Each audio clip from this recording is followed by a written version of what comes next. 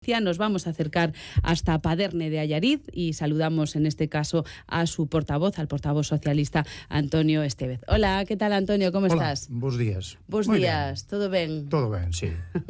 Bueno, estades con moito traballo estes días iniciando unha serie de reunións veciñais nos diferentes puntos do concello. Non, sobre todo se trata de coñecer as necesidades dos veciños e das veciñas. Sí, efectivamente, o que estamos tratando é pois a un ano vista de ir recollendo pois as necesidades o que nos podan transmitir os veciños, que ao final pois é no que se basa o concello, en poder darlle servicio aos veciños, bueno, sobre todo atender as necesidades ou as inquedanzas que les poden ter. Por onde pasan estas necesidades, por o que levas falado con eles? A ver, a verdade é que a primeira ronda empezamos este fin de semana, pero ao final os veciños pois o que non lle gustan son eses planes que moitas veces se plantean, planes anuales. Non, a xente o que quere pois é o de todos os días, pois que o escoiten, que teñan pois os servicios ao lado da casa, que estén os camiños limpios, non sei, ese tipo de cousas que son máis cercanas ao veciño. Un dos temas que denunciades, seguides esperando esa residencia de maiores, non? Correcto. É moi necesaria. Sí, porque ao final pois nos pueblos, no noso, prácticamente en todos, pois o que hai é moita xente maior. E se tú queres implicar tamén a que haxa xente xoven, necesitamos ter a veces donde ter os maiores. Non é xa solo unha residencia onde tú podas deixar ali pois a un familiar, senón donde tú podas ter un centro de día que che permita que tú podas ir a traballar, que tú podas salir a facer recaos e sin ter que deixar de atender a teu papá ou a teu familiar na casa. E iso, pois, para nós era prioritario xa en campaña, pero é un tema que se leva dilatado. Había un compromiso por parte do Concello de pôr a disposición un solar que a estas alturas aínda se está mirando pois onde se vai a poñer, aínda se están buscando ofertas, cando xa hai 2 anos había 18 ofertas e eso non se materializou en nada. E ademais, pois agora últimamente pois estáse vendo que estánse facendo inversións deste tipo por parte da Diputación nun montón de concellos onde están dotando diñeiro para este tipo de iniciativas. E nós, pois o noso concello pois sigue aí, non sei, dando voltas, porque tampouco temos unha información concreta de cuál é o plan. E hai resposta por parte do equipo de goberno con respecto a este asunto? Nada. Temos, xa che digo, hai como ano e pico, había como 18 propostas, non chegamos a poder velas, e de aí pois non cristalizou en nada. E despois xa de 2 anos agora lanzan un pliego de condicións para volver a recuperar datos ou a recibir propuestas. O sea, é dilatar, empezar, cando o que realmente necesitas é traballar, porque se hai 2 anos se houbera decidido, pois hoxe o mellor igual estaba construída a residencia e tiñamos servicio. Notades un avance real nestos anos de goberno do Partido Popular? Cambios visibles no Concello?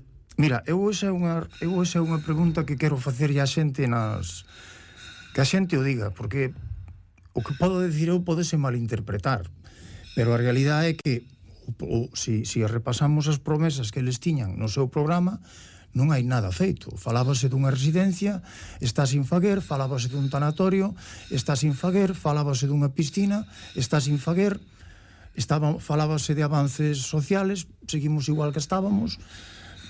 E isto non é... son realidades que se poden palpar no Concello. E logo eu considero que somos un Concello pegadiño a Ourense e non estamos na cola dos de alrededor. Comparándonos con outros concellos, estánse levando as inversións, e a min dame a impresión de que o noso Concello non está nin a pedir siquera. Despois, por último, tamén me gustaría que valoraras o tema da recollida de liso. Falades de parroquias sin contenedores de vidrio e de papel.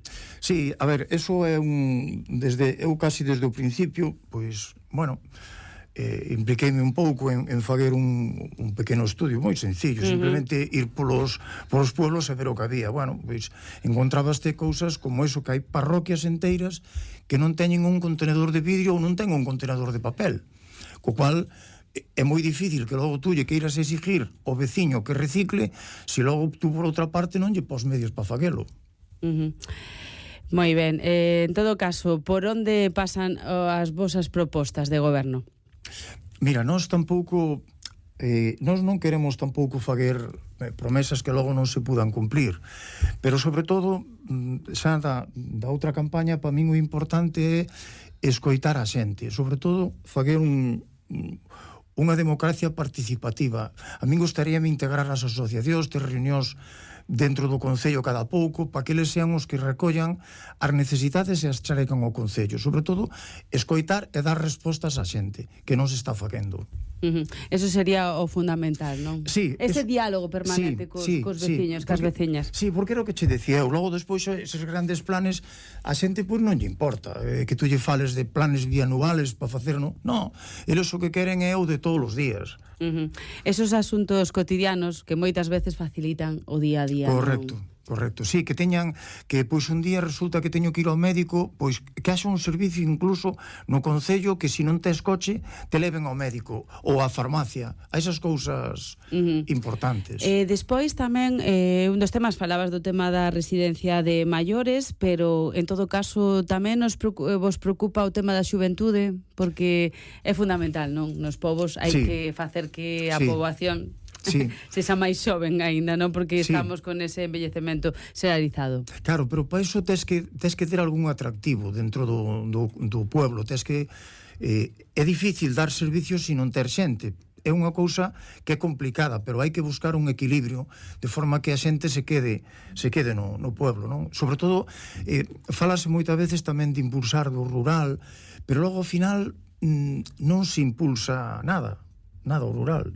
Eu aquí, aínda que vou romper unha lanza a noso favor, eu aparte de concejal, pois no meu pueblo creamos unha agrupación forestal que paradójicamente nos 2 últimos anos levamos limpado alrededor do pueblo 25 hectáreas con algo máis de 100.000 euros en subvencións. E somos unha agrupación que non podría facer o Concello se unha agrupación é capaz de conseguir eso, por que o Concello non consigue o mismo? Ou se non o consigue el, por que non facilita eso ao resto dos pueblos para que eles mesmos pidan ese diñeiro? Entendo. Pois, Antonio, moitísimas gracias. Como non, por esta visita. Temos que continuar, estamos a piques de alcanzar a 1 do mediodía xa. Hora de comer. Hora, casi xa. Ainda queda un pouco. Ímonos cos informativos.